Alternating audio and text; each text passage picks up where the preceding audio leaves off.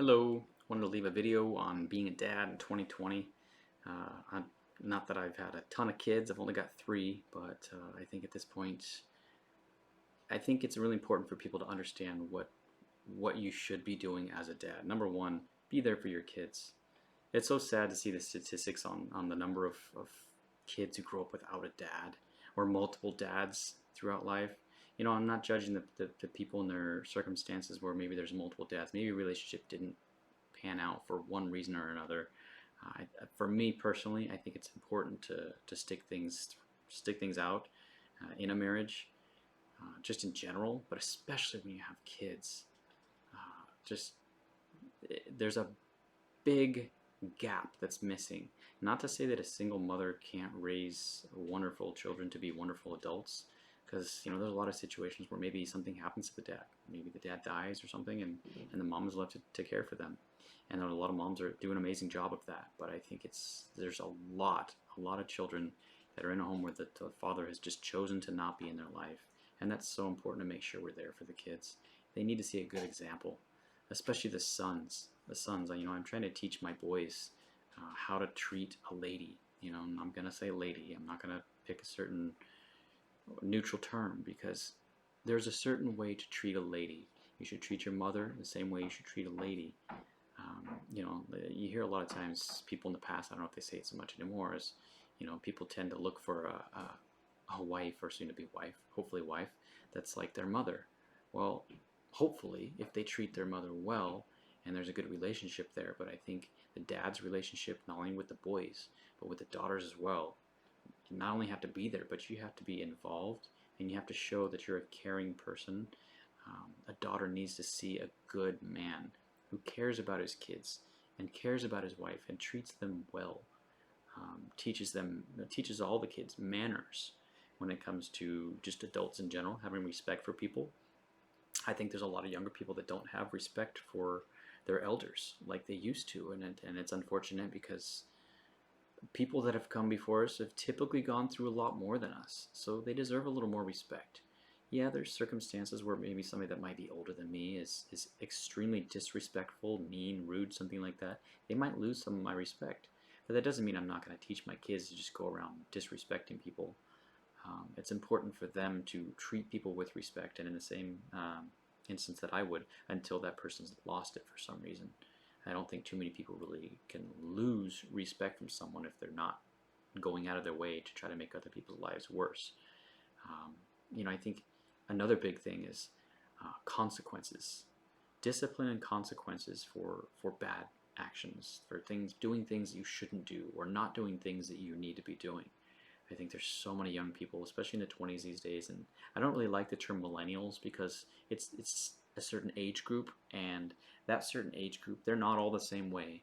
But I personally I've kind of taken that term millennials and I've kind of twisted it in a way where I don't put it with a certain age group. I put millennials with sort of a mindset, and I've met people that I consider, millennial mindset that are in their 30s, 40s, 50s. So it's more of a mindset to where there's a lot of they feel like they deserve everything. They feel like they shouldn't have to suffer consequences. It's a kind of socialist mentality where we should all just get something because we exist, and we should all just share equally. Well, no, you have to work hard. The harder you work, or the smarter you work in some instances, the more you should get out of it. Same thing goes with if you do something bad, you should be disciplined in some way, and if you do something way worse, you should be punished or have a consequence that is way worse. And now there's people out there started out as protesters. I have nothing against protesters. I think everybody should stand up for what you believe in and speak out.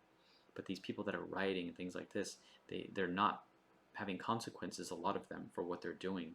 And that's very dangerous because not only is it allowing these people to get away with these things and they're going to just continue to do so, but it's teaching the younger people that you just do what you feel like and don't worry about consequences. Because let's say for some reason society goes down a path where people don't have consequences, it's only going to get worse because people by nature are selfish.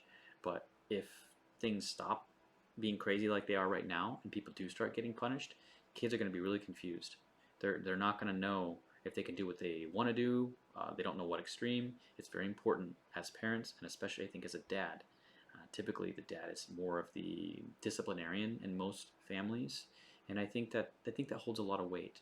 And you can't be extreme with that, though. You can't be abusive to your children, because that, again, it's going to carry on. Anything that you do to your children or in front of your children, they're going to carry on to something else. And I'm very grateful for the discipline that I had growing up, but that I wasn't beaten. I wasn't treated unfairly. Um, Throughout history, we've seen this with not only households but with whole societies. There wasn't some sort of discipline. When the discipline finally came, the action stopped. Um, there's a lot of history we need to teach our children. I myself am learning a lot more about history now that I've got children. Obviously, I learned in school, but up through high school, beyond that, like most people, we just stop learning a lot of the time. And I think it's important to teach our kids to continue learning as well.